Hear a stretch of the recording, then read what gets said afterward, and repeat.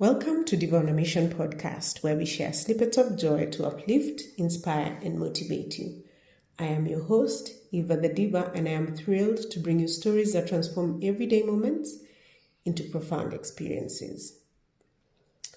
I am recording this on Good Friday. So for all of those who celebrate Easter, I hope that you have a peaceful, fulfilling Easter holiday. And I was thinking about some of the notes I took from the International Women's Day event I attended sometime in March. And they talked about the currency of care, right? And I was trying to think about what that really means, because sometimes we are fuzzy on the details of what we need in terms of care.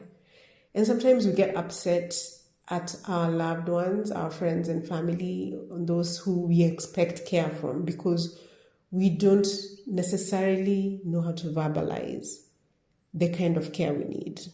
And this could vary depending on what you're going through in your life. I have a loved one who's going through a lot, and we've been trying to figure out how to be there for her and her family.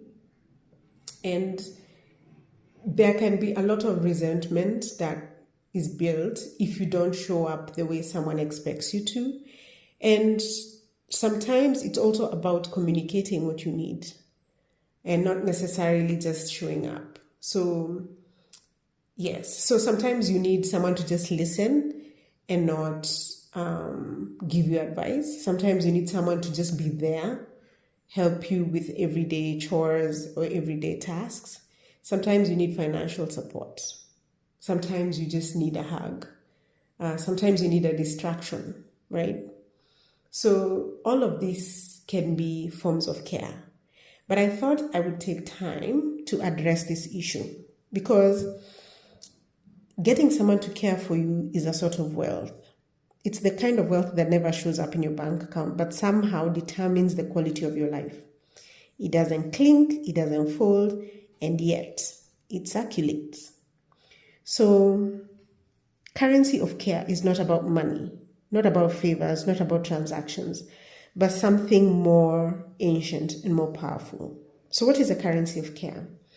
The currency of care is a metaphor for the invisible exchanges that sustain us as human beings. It is what happens when someone listens to you, not to reply, but to understand. It is a friend who remembers that today is hard for you and sends a message without being asked. It is the quiet, I see you, in a world that is always rushing past. This currency is built on 4 simple but deeply transformative acts, right? There's active listening. So this is, like, we call this the first deposit. So active listening is not the kind where you just nod while planning your response, but the kind where you arrive and where your presence says, you matter enough for me to pause my world. Because here's the truth. Attention is one of the rarest resources we have. And when you give it fully, you are making a powerful deposit into someone else's emotional bank. Then we have the small kindnesses, the quiet investments. Care is not always grand gestures. In fact, it rarely is. It is in the small, consistent acts. Checking in, remembering details, offering help before it is requested. These are not random acts. They are intentional deposits. And over time, they compound, just like interest. We also have emotional validation, and this is a language of safety. There is something deeply healing about being told, that makes sense, or I hear you, or you're not overreacting, right? Emotional validation is not about agreeing with everything someone says. It is about honoring their experience without judgment. And in that moment, you create something rare. Psychological safety, a space where people can exist without shrinking. We also have reciprocal support, the trust loop. In last week's episode, we talked about reciprocity, the giving to gain, and what that looks like. So if you've not listened to that, you can get more on reciprocity in the previous episode to this one. I think that's episode 81. So, reciprocal support, the trust loop. The currency of care is not one-sided. It flows. It creates what I like to call a trust loop. So you show up for me, I show up for you. Not as a transaction, but as a rhythm. A relationship becomes resilient when care is both given and received, because even the strongest among us need somewhere to rest. And the next one is soft power. I know I've covered this in an episode before, and you can check, I think it might have been in our Spotify era, so you can go to Spotify and check out that episode on soft power. But really, it is influence without force, right? We live in a world that celebrates hard power, control, authority, dominance, right? But the currency of care operates differently. It is soft. The kind that builds influence through trust, through compassion, through consistency. It's the manager who notices before productivity drops and says, you seem off today, what's on your mind? Or it's the friend who sits beside you in silence when words are too heavy.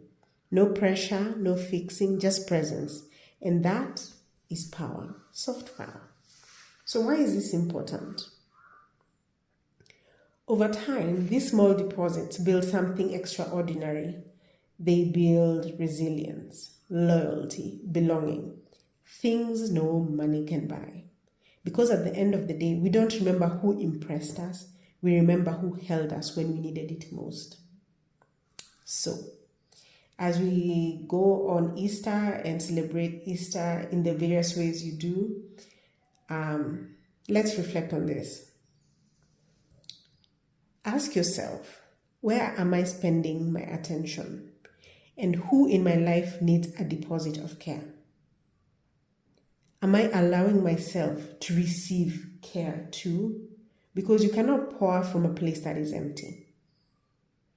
And that's the word. So when we remember that sometimes the most valuable things in life are the ones we cannot measure, we'll stay soft, we stay present, and we keep spending wisely in the currency of care. I hope this episode has been helpful to you.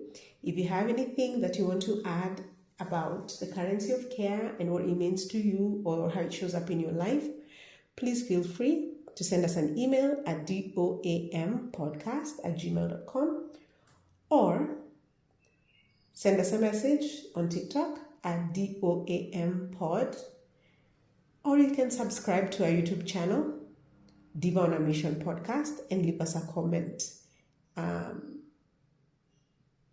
there on YouTube.